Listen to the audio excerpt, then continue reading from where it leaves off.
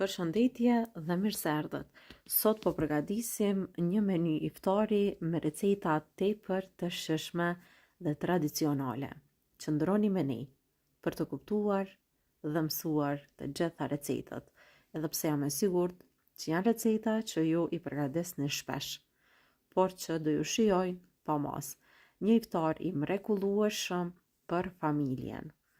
Zoti ua pranov të gjitha lutjet në kohën e iftarit, pasi që koha e iftarit është pikërisht koha më e mirë kur ju mund të bëni lutjen për atë çka dëshironi. Ne po fillojmë edhe po i përgatisim recetat. Po vazhdojmë edhe në tigan po hedhim pak vaj. Vazhdojmë edhe në tigan e shtojmë mishin. Mishin do ta skuqim mirë në të dyja anët, derisa të merr një ngjyrë pak të errët, pra një ngjyrë të pjekjes, të themi kështu, pra që skuqet, pasi që gjatë zierjes mishi nuk do e humb formën të cilën do ta ketë tani.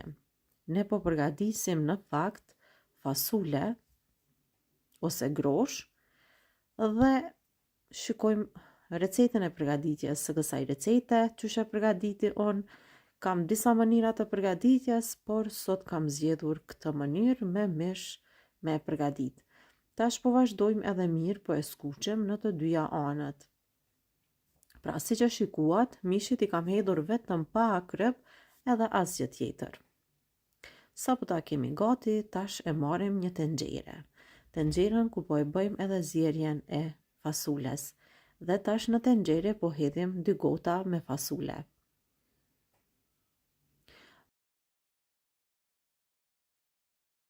Fasulën do ta pastroj mirë me ujë. Siç po e shikoni këtu e kemi pastru, e kemi bë gati, edhe tash po e vendosim një qep.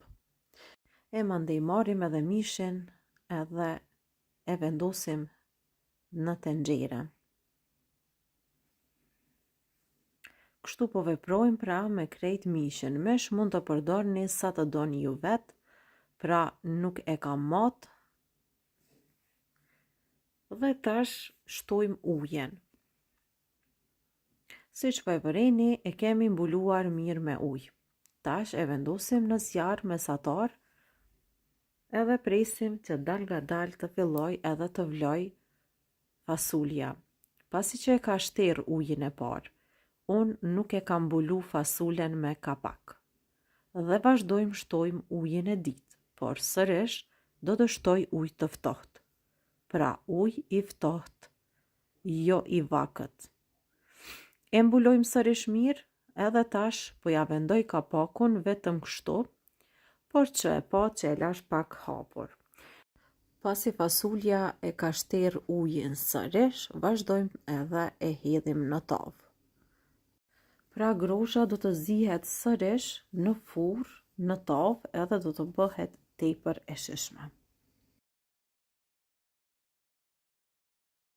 Po tash po e largojmë qepën e zier anash, pasi që nuk na nevojitet më. Edhe marrim pak gjalp, 2 lugë të gjellës gjalp. Do t'i shkrim në një tigan edhe vazhdojmë shtojmë një qepë, të cilën e kemi blenduar mirë.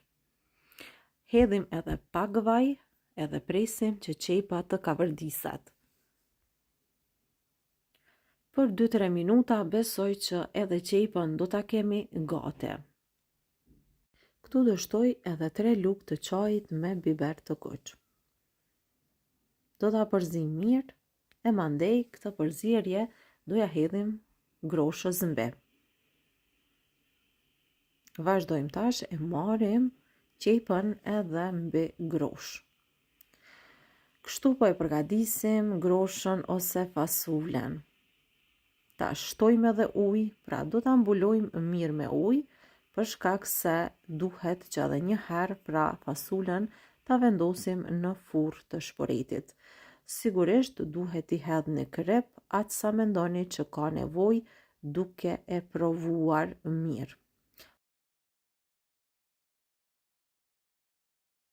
Unë po i hedh edhe pak krep edhe pak ujë, edhe tash, pasi që e kemi mbuluar mirë, do e lam kështu në furrë derisa fasulja të trashet. Në ndërkohë po përgatisim edhe pogaçet. 600 ml jogurt hedhim në një enë. Mandej shtojmë një ves të plotë.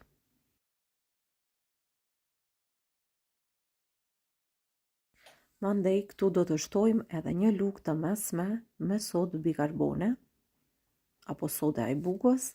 Vazhdojmë edhe shtojmë krypën. 3 lugë të mesme me kryp edhe pak me maje. Vetëm pak pra. Këtu pastaj shtojmë edhe vajen. Hedhim pra 2 lugë të gjellës vaj.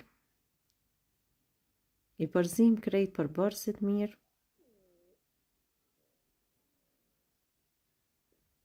E mandej shtoj mielin gradualisht nga pak derisa të formojmë brumin e pogaçeve.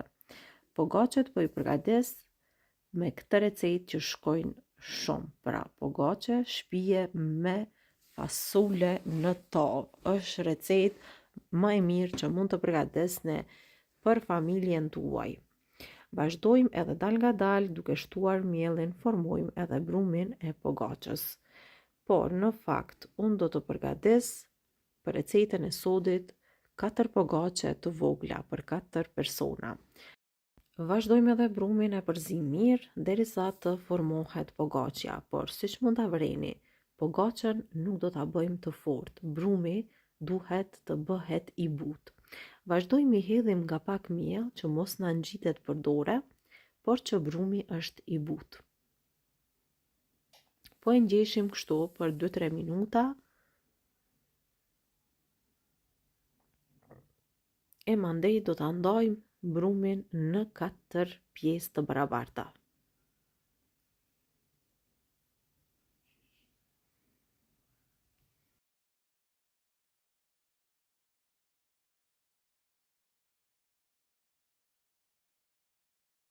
Pasi që brumin e kemi ndarë në 4 pjesë, hedhim nga pak miell. Edhe tash po vazhdojmë po përgatisim pogaçet e vogla. Vazhdojmë së pari formojmë kulaçin. Pra nga secila pjesë formojmë nga një kulaç kështu të vogël.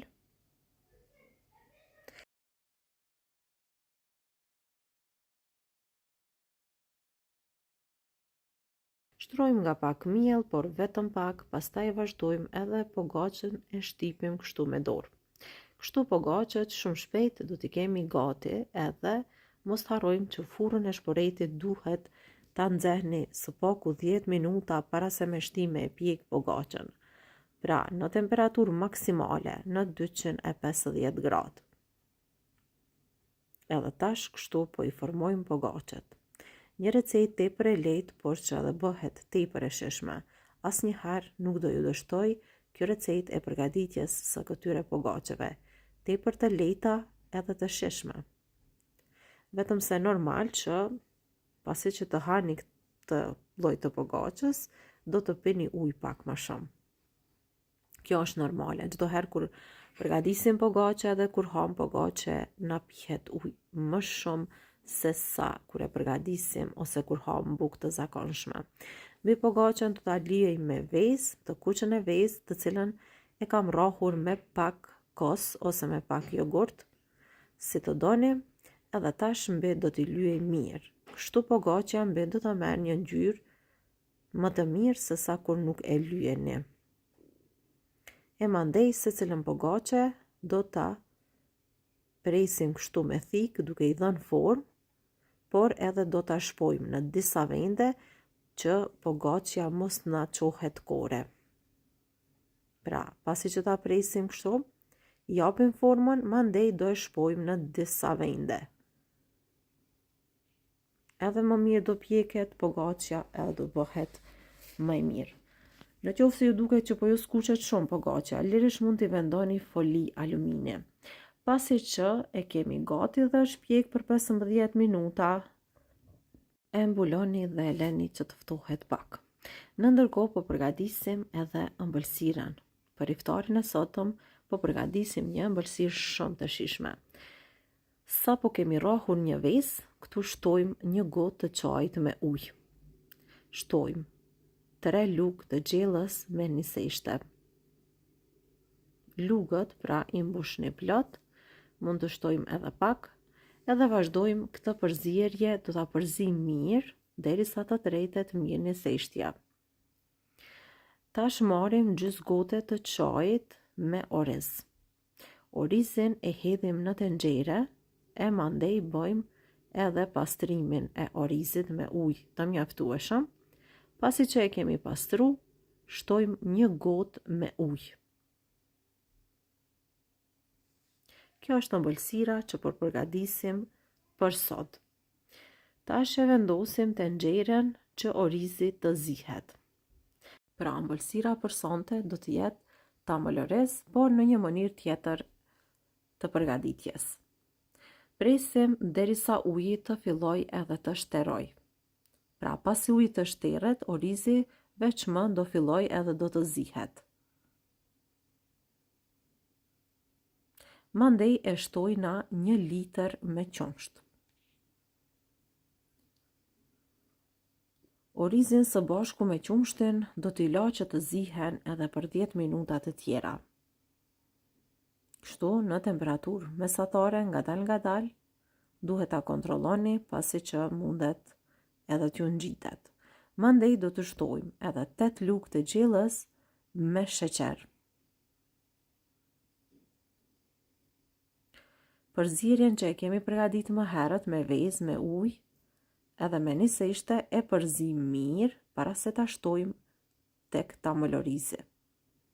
Kështu po e përgatisim një tamëllorez tepër të shishëm, pra me krem.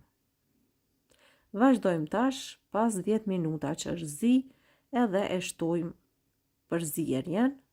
E përzim do ta la për 2 deri në 3 minuta të zihet. Mandej me njëherë do t'i mbushim gotat edhe tamëllorizin do e përgatisim në furrë.